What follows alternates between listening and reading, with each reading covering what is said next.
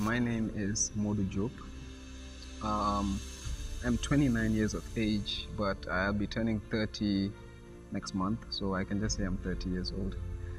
Yes, I live in Carnifing South, Carnifing Estate and Carnifing South. I have homes in both, and I am in the cold room business. Because you can find that more often than not, perishable foods or products usually end up in the dustbin without being eaten by anybody, just rotting away.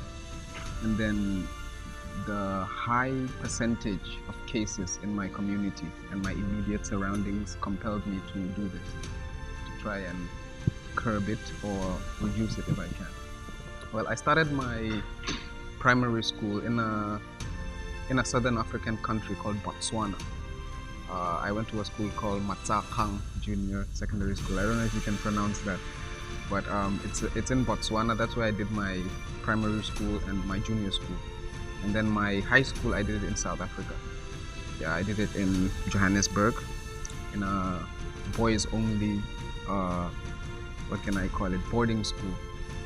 So basically, after high school, that's when I went to university. I went to university here in the Gambia because I returned from South Africa in 2006. So meaning that after completing my O-levels in South Africa, I relocated here, and then I enrolled with our university UTG, where I studied BEd. So at the moment I have my BA in education, basically. Yeah, I did that for 4 years, and also I am employed in the Ministry of Foreign Affairs as a clerk. So that's another side job that I do. Now that's a brief, scope of my education, and so far so good. At the moment, I'm trying to further my education and do my master's in the same field. I have numerous challenges, but the most immediate ones that are harming me, basically growth-wise, is the power, because we all know that the biggest problem that brought the perishable product problem into our midst in the first place is power, because people do not have a steady supply of power nationwide, I believe. So that's my biggest constraint, is power, because when the power goes off, I have to keep the power going from my own pocket by buying fuel. So the longer it goes off, the higher my cost becomes. Whereas in a month where there's less power outages, I get more income. So power is my biggest. Yes, there are other minor ones as well, like space and favorable locations that I could have access to, and maybe put mini posts, because I want to extend the business. I have a big vision for it. So at the moment, space and mainly power. I guess I can link it back to how I was brought up, because one of the values that my father instilled upon me is that just because you're in the shade, it doesn't mean that you can't use your expertise to help somebody who's in the sun, to help them get a shade as well. And also, in follow-up to that, I believe that yes, I'm working in the Ministry of Foreign Affairs, thanks be to God. Unlike some people, maybe I'm employed, I have a permanent source of income, but it doesn't mean that because I'm employed, it doesn't mean that the effects of what I'm trying to erase from our society will not still affect me.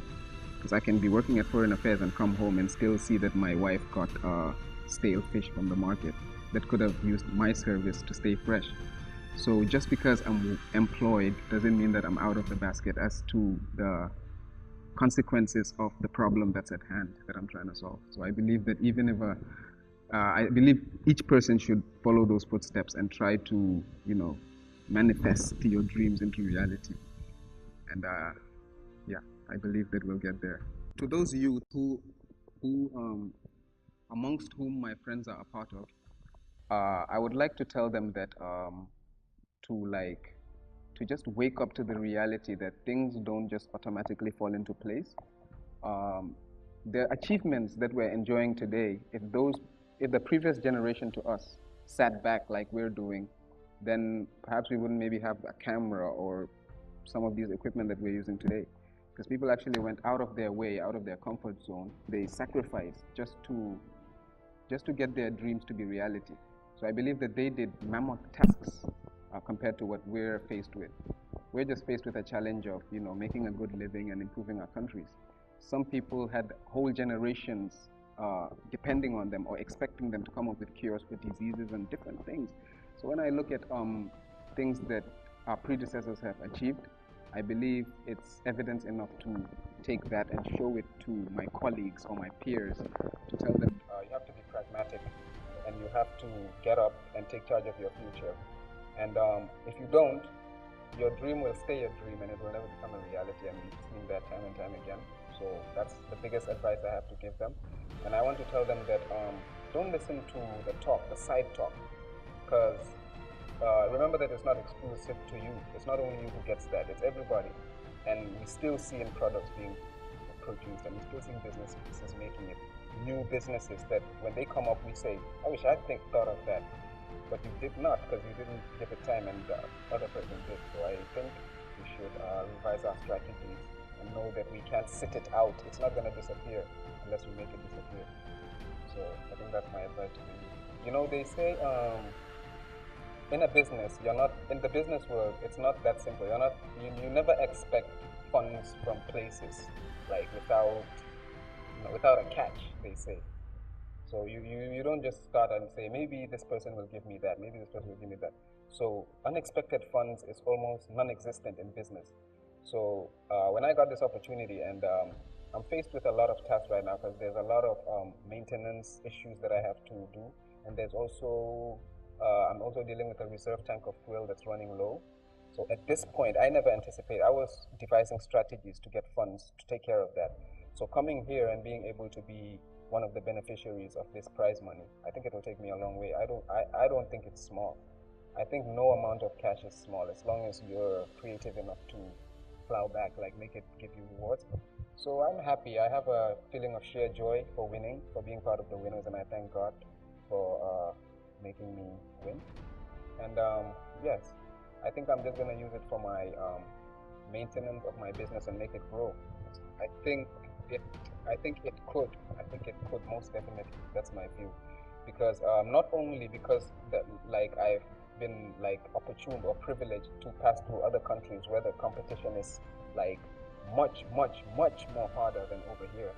It's a total different ball game over there, and there are even bigger players with even more money running the place. And if you can have sporadic businesses sprouting out from environments like that, I don't see why we can't have that over here at a triple speed or at a quadruple speed.